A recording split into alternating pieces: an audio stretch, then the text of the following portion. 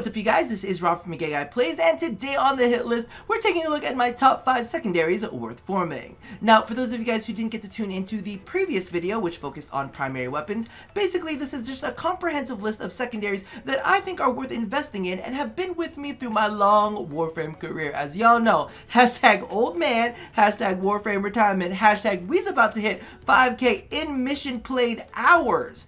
We've been around the block and these weapons have been too. Now, I do want to point something out for you guys in there, especially those ones who are digging into the comments. Straight out the gate, this is not a favorites video. I see some of y'all standing really hard in the comment section over, I use this weapon with this other weapon to create this one kind of like mechanical effect with this specific mod. I'm like, babies.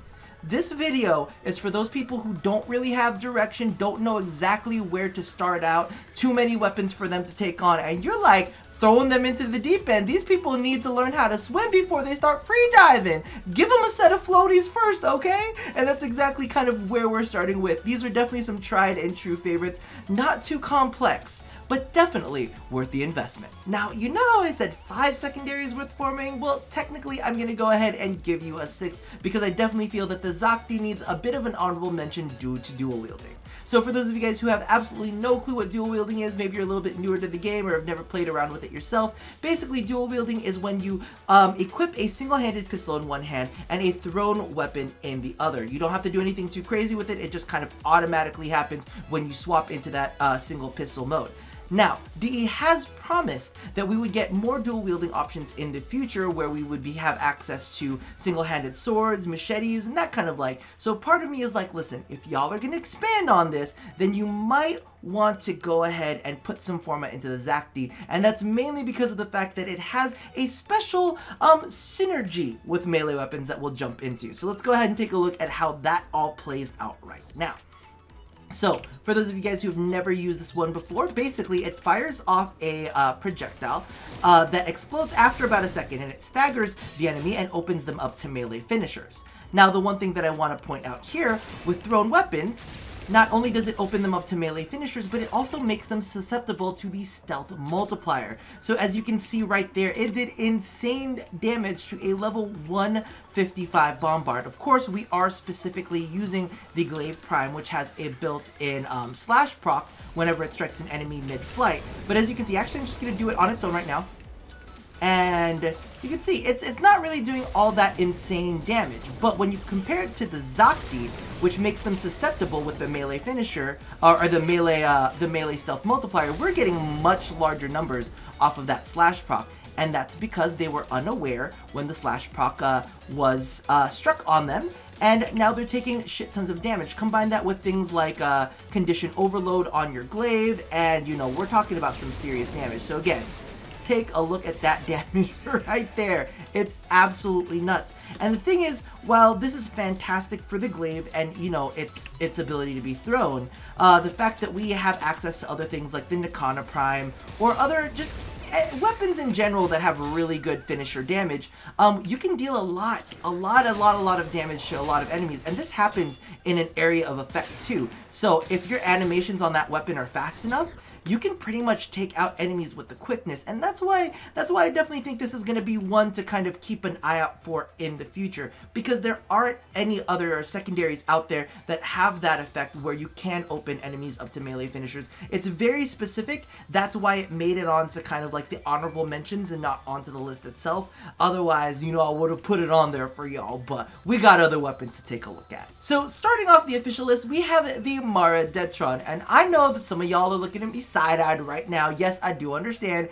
it's Mastery Rank 9 and it comes from Barrow Katir, so it's a little bit of one of those 1-2 punches of when you gonna get your hands on this, because it might take you a while, but once you do, this is an absolutely amazing weapon, and it's one of those ones that not too many people stand over. Not everybody's repping for the Mara Detron life, but let me tell you right now, this is a fucking fantastic investment. I know a lot of people are concerned right now about damage 2.5 and, you know, our slash proc's gonna like go down the drain, whatever, this and that. You don't need to worry about that with this weapon, because right now we're talking straight about damage types. We've got the radiation base, base, which is great against alloy armor, and because you have that as its base, you can toss corrosive with that. So now you have a solution for alloy armor, you have a solution for ferrite armor, and it's like the nice little 1-2 punch. It's got a decent base status chance, which is like 20%, I believe. Doesn't get you all the way to the 100% mark, but you will not need it, I'll tell you that right now. Plus, one of my favorite things about this is, yes,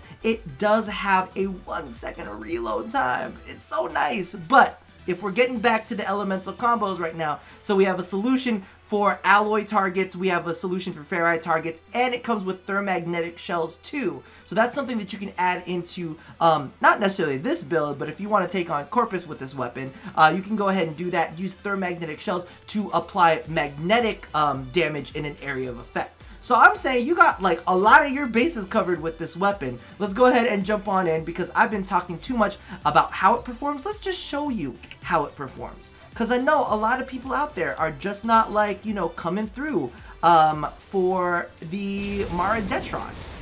And, oh, I was squeezing my mouse a little too hard, but as you can see right now, that's a 155 Bombard. Okay, well, that's 155. We just went through and we just stripped his ass. And I'm telling you right now too, I have a Riven for this. As you guys know, I tend to not use Rivens for this series, mainly because of the fact that, you know, I don't really want to like show that I don't really want to show a weapon that's dependent on a Riven to be good. But as you can see, with just basic mods, this thing just, ooh, it's just nasty. So this is one of those ones that if you see, you know, Barrow come through and bring you a little Maradetron love, definitely jump into it. Now here's the thing, I'm also using the shocked camo skin on it because its base coloration is a little bit weird, but you know what, that's how much I was willing to invest into it. I was like, let's get you a prettier skin than what you got right now, because the one that you came with at base isn't really working.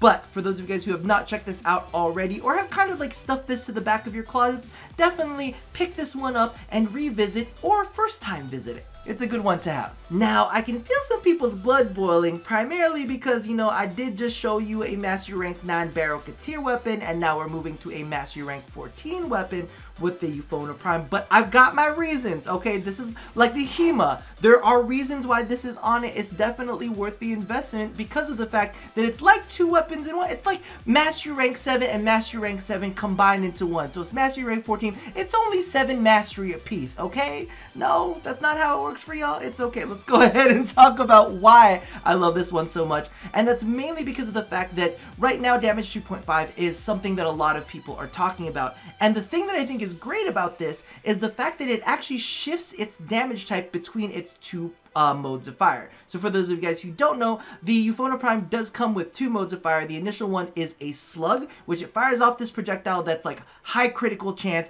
just smacks the shit out of enemies with a lot of impact at its base. And its buckshot is its secondary fire, which has a ton of status and has a lot of slashing at its base. So the fact that it shifts between the 2 types, it's really like you do get 2 different weapons. I wasn't even joking about that. But as you can see here with the critical variant, because of the fact that it's got impact, and as you guys know, the proposed status for impact may not necessarily be my favorite. I'm crossing my fingers that, you know, they consider things, but right now it's a stagger. So we got a stagger. We might have a 2-step stagger. We might have a ragdoll, depending on how much, you know, how intense things get with this. But the fact is, because of the fact that it's got so much crit on it, it should be taking out a lot of enemies within the star chart pretty easily. So either you are killing them in a single shot, or you're staggering them until you can kill them again, or you're ragdolling them because that enemy is just too strong and you need to run away. Something along those lines. However, the buckshot is where things get really cool, and this is for more like extended runs and for some of the tougher enemies out there, mainly because of the fact that it does have the potential to be pushed to 100% status, and it is slash based. So you damn well know that every single one of those pellets is going to be like just bleeding enemies dry. And even though, you know, slash might take a little bit of a hit, it's still got a good chunk of its base damage in that. So it's not one of those ones that you have to worry all too much about. Like I said earlier though, do be very, very careful, because as you can see here on my critical variant of this, some of the polarities are a little wonky, and that's mainly because of the fact that, as many of you know, I did a unicorn Riven series where I seeked out the perfect unicorn that would meld both of these together. Now, I'm assessing these ones singly, and I think that they're fantastic investments singly, but if you get a chance, and you could get yourself at least, it's got to be at least 54 to 55% status chance. I would highly suggest going 55% status chance just to be safe. But if you can get that, and as you can see here, I've got multi-shot, critical damage, and status chance all on one ribbon, which blends both of them. If you can do that, you can successfully have the 1-2 punch of both on a single one. But I'm going to go ahead and show you the shotgun variant right now because this one performs extremely well. So again, the way that you use your secondary is, at least for me, I use the middle mouse button to kind of click it. And this thing just look at it, just look at it go. It's like a good baby. You could just literally just leave it as it reloads to just let it eat away at him. And he is absolutely done. And the thing that's great about that is because of the fact that you do get the option to say, all right, I'm playing more of the standard star chart. I'm not doing these crazy level 155 enemies, you know? We're not trying to take those on. And you could use the crit for that. And actually, let's go ahead and swap over to the crit build real quick and lower down the enemy level, because of the fact that, you know, I do want to impress upon you that you have options, that you can play around with a couple different builds based on the type of enemies that you're taking on. So let's go ahead and say maybe you're not fighting level 155s, maybe you're fighting level 70s. All right, let's be generous. You know, let's be generous. Let's hit you with the level 70s. The critical version is gonna do a great job. Like, just take. Maybe we need to go up a level because I just shot him twice and he's already dead. You can see the power of the Euphona. So now you've got, you know, one thing for the extended runs and another thing for the star chart. Let's bring him up to level 100 and see exactly what kind of challenge we can get out of that. And that's a great 2-in-1 weapon, and that's exactly why I feel like, you know, it's a fantastic weapon. Like, look at that chunk I was just taking out of him. I stopped firing. I stopped firing, but as you can see, boom, right there. We're just taking chunks out of heavily armored targets. And it's really nice, you know, to be able to have that kind of flexibility. In fact, it's one of the weapons that a lot of people liked running for the Eidolon hunts. And, you know, you can definitely see why. As you can see, just boom, as long as you get those headshots in, it's always fun. And it is a beautiful, gorgeous weapon. It has a really unique firing, well, it's not a unique firing animation. It's the, Vacor Merlock firing animation. Look at that little flourish when he shoots. That's worth it in and of itself. Moving along to the pumpkin spice latte of the secondary world, we have the Axe Stiletto Prime. Yes, this is the basic bitch weapon that is coming in at Mastery Rank 5, but is still doing the job even on extended runs. Kind of like my Prime Pistol Ammo mutation. I understand y'all want to replace it with something else to make it hit harder, but you know what? I like a little stamina when we get the job done, okay? But I do want to point this out. The thing that I love about this weapon is its high accuracy, its hit scan, and it's literally just, I hold down the button and shit dies. So let's go ahead and watch me hold buttons down and watch shit die, right? Because that's what the Axe Stiletto Prime is all about. And that's, I think, one of the reasons why it is one of my favorites and has been one of my favorites through and through, is because its performance and its simplicity. You know, I like things like the Zacti, where you have like the cool mechanic where you can toss the glaive and, you know, do the extra stealth multiplier stuff. That's all fine and dandy. You know, it's nice for when you're feeling fancy. But you know, the Axe Stiletto Prime is just one of those, like, you just got to get the job done, and you don't really want to stress about all this craziness. Look at that, 155s, and they still die into a build that uses Prime Pistol Ammo mutation. So, you know, you can come for me later about that, but you can see that it still works. And this is actually one of those weapons, you know, if I'm going to be completely honest with you, this is actually what I use sometimes on extended runs when I don't feel like managing ammo later. I literally load this up as soon as I, you know, come into the mission, like the first 45 minutes of the mission, I just load this weapon up, you know, have its little Prime Pistol mutation going on, and you know, if you guys want to use a carrier or whatever to get that jive going on, it's one of those ones where you can kind of just auto out. You don't really have to think about it too much because of the fact that, you know, it's coming through and doing the job in a simple, easy, non-complicated way. And even in damage 2.5, I was really looking at the way this weapon performs, and I felt like its main focus was the fact that it could apply statuses really quick and strip armor really quick. So it's still hitting hard, not necessarily relying on slash to do the job for it. And you know what? Come on, come through. That's a sexy model right there. You can't hate on that. Now, last but not least is a weapon that I am slightly scared of for damage 2.5. However, you know, after kind of taking a look at the way it performs, I think I'm safe. I think we're going to be safe with this one, and yes, that is the Secondaries Prime, which comes through at Mastery Rank 7. Now this one, of course, has a ton of crit, has a ton of status, so all of a sudden its supplemental stats are really working hard for you, and a part of me is like, you know what, I think that, you know, tossing Corrosive on this against highly armored targets is still going to be able to allow it to pack a punch with its critical end in order to get the job done, and the fact that its Riven disposition really high, this should make you very happy. I've got a great Riven for it with critical damage and critical chance. It's absolutely sexy, but you know what?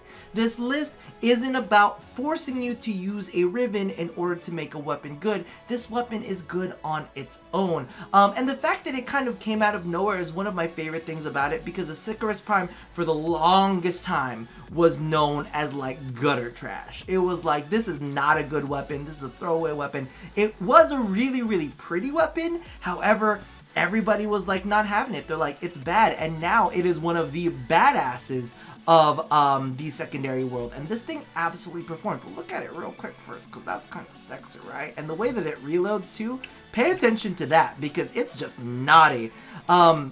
So one of the things that I was kind of like looking for when I was taking a look at this list was really seeing, especially for damage 2.5, exactly how much this thing relied on its slash procs. And as I was looking, I was like, it kind of relies on it a little bit, but it does not seem to be super intense.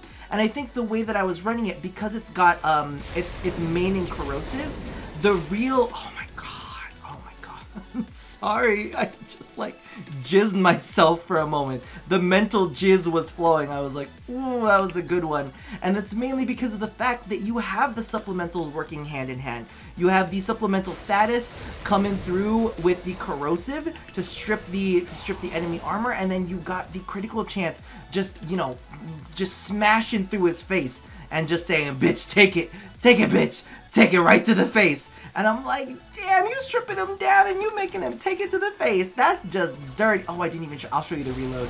I'll show you the reload animation after this. But, like, I don't feel like it's heavily reliant on the slash procs. I feel like the slash procs help. But, oh, it's really just the hand-in-hand 1-2 punch of both the, oh, never mind. Oh, well, hold on. Both the crit and the status. Let's do it. Come on, let's turn around for the camera. Show everybody your sexiness, sir. All right, let's do a little bit of look at this. Look at that reload. What is that? Oh, you need to get your hands on this one. I know it's vaulted. But you can work on it. Alright, you can work on it. And that about wraps up my list of top 5 secondaries worth forming. I understand, yes, some of them are a little bit difficult to get your hands on, but once you do, invest and invest hard, because they will see you through to the end of your days, and they will keep performing even after that, because of all that stamina, you know what I mean? Regardless, let me know if your opinions lined up, if there are a couple weapons that you think are maybe not too complicated for some of the newer players out there to go ahead and kind of play around with and invest in as well, because you know what, that's the whole focus here. We want to get some people started on a good route, not necessarily a hyper super ultra niche route, okay? Regardless, I'm gonna leave that out there for you guys to go ahead and chime in on. So as always, love somebody, hurt nobody, and touch your body. I'll see you guys next time. Bye bye.